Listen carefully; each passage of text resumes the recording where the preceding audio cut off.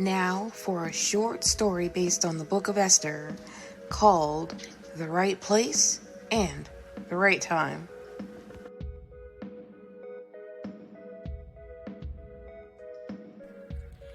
There once was a king named Ahasuerus who had great wealth. He wanted to show how important he was, so he held a great celebration for 180 days. Then he ended it all with a 7-day feast for the royals. On the 7th day, King Ahasuerus called his queen, whose name was Vashti.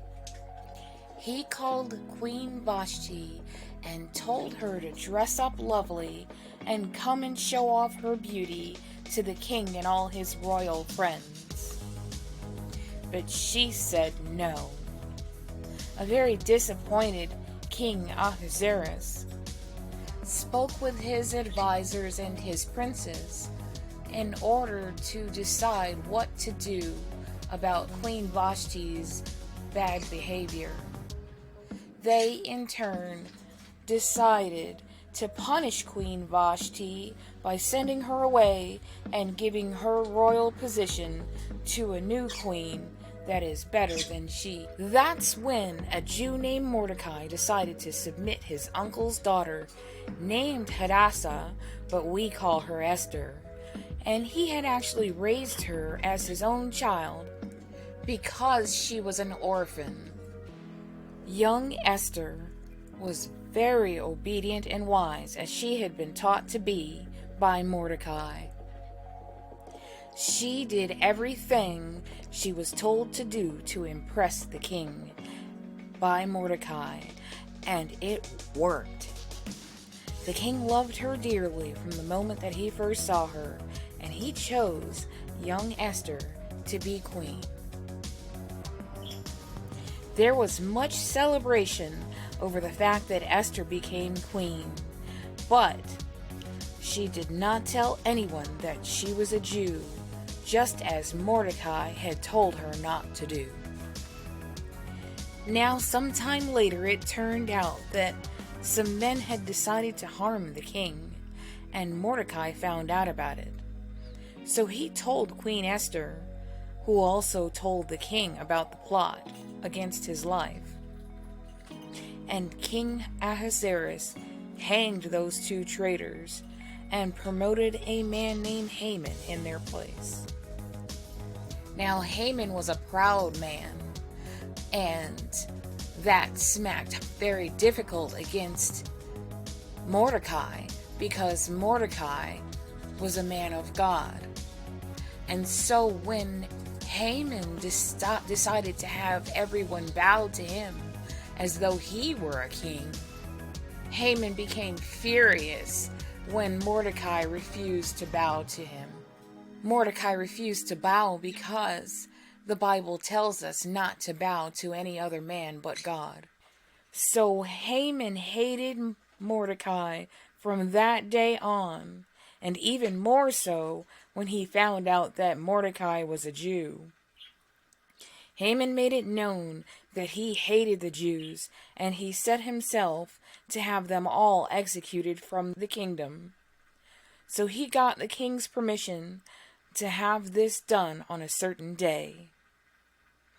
Now, when Mordecai learned that all of the Jews had been ordered to be executed by that hateful man Haman, Mordecai went into deep mourning, prayer, and fasting. Esther saw that Mordecai was in terrible distress, and so she sent a servant out to find out what was the matter. And the servant brought back the news from Mordecai that all of the Jews in the kingdom were set to be hanged by that Jew-hating Haman. Now Esther knew that King Ahasuerus did not allow just anyone to go to him unless he had actually called them to come. But also she knew of an exception to that rule. Esther knew that if the king held out his scepter to one person, they were allowed to approach him with whatever their request was. So Esther and Mordecai decided to make their requests for mercy for the Jews known to the king, but not before a time of intense prayer and fasting. So Queen Esther had prepared herself to go and see the king, and she stood in the inner court of the king's palace. And of course the king's heart was touched as soon as he saw her, and he called her to him. Esther went to the king and touched his golden scepter as he had held it out to her, as was the custom. The king offered her up to half of his kingdom. Queen Esther asked if the king would ask Haman to a banquet that she had prepared for both the king and Haman. The proud man that he was, as soon as Haman found that he was going to be honored with a banquet, that made him very happy. That is, until he ran into Mordecai, who still refused to bow to him and refused to pay him any respect. So Haman continued on home and didn't do anything at the time, but he complained to his wife. And his wife suggested that they build a gallows and have Mordecai hanged to death. In the meantime, that night the king could not sleep, so he had the book of records read to him, which just so happens that in the book of records, and that just is the recording of all the things that go on in the kingdom, but it just happened that the portion of the book of the records that was being read told about how Mordecai was the one who had warned about those two men that had plotted evil against the king. And so that's what came up in the reading. And apparently the king had never been told that it was Mordecai that actually had found out about the plot and had warned them. So the king asked if anything had been done in order to reward Mordecai for his good deed, and the advisors said no. At that time, Haman had just entered the court to ask the king's permission to hang Mordecai. The king told his servants to allow Haman to enter, even though he had seen the gallows that Haman had built for Mordecai.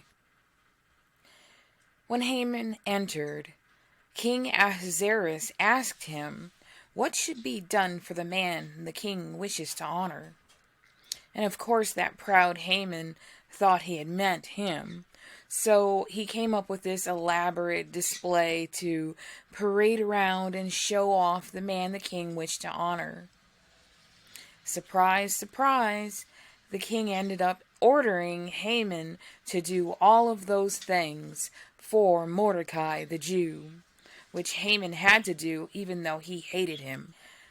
So later on, the king and Haman went to dine with Queen Esther at the banquet that she had let them know she was making for them. And that is when the king asked Queen Esther to make her request known. At that point, Queen Esther said, "If I have found favor in your sight, and if it pleases the king, let my life be spared, and the lives of my people, the Jews, for we have been set to be killed, all of us." The king then asked, "Who would do such a thing?" And Esther said, "It is this wicked Haman, who is set out to kill all the Jews in the kingdom." King Ahasuerus was very terribly upset at the news, and so he stepped outside to compose himself. But while that happened, Haman went to Esther and pleaded to her, and just as he did, the king returned and happened to see Haman pleading with Esther for mercy which actually caused the king to be so much more angry, and that caused the king to take back the signet ring that he had given Haman and order that Haman be immediately arrested and hanged upon the gallows that he had made in order to kill Mordecai. So the king gave Haman's house and wealth over to Queen Esther, and also gave the signet ring that he had taken from Haman to Mordecai. Esther then appointed Mordecai to oversee the house of Haman. Then she asked the king to overturn that order that Haman had sent out to execute all the Jews. She asked that that order be done away with. So a new decree was ordered and sealed with the king's signet ring, and that was to go out into all the kingdom and gather all the Jews and protect their lives and kill anyone who would seek to do the Jews any harm.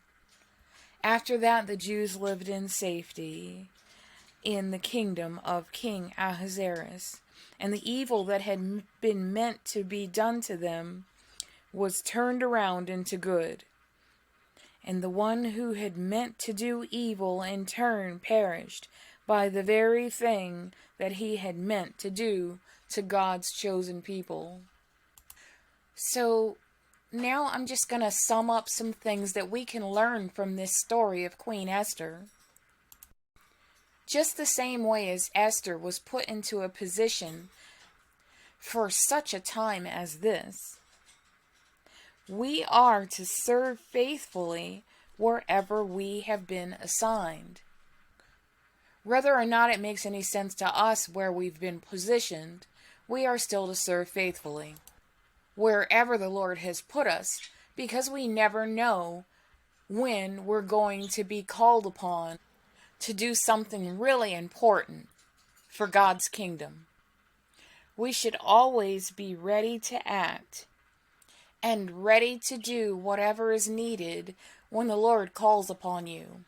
And also we have to remember not to be jealous of other people's giftings and talents, because the Lord has given us our own giftings and talents, which we have a responsibility to explore those talents and develop and grow them for our own walk in God's kingdom. How can we expect to be ready to act whenever called when we're spending our time worrying about what somebody else is doing and whether the other person deserves to have that talent or whatever? It's our job to explore our own talents and giftings and make those things work in the kingdom. So I hope you liked this message and learned a little bit from it. Hope the birds didn't make too much noise, but have a nice day. Thank you. Bye. God bless.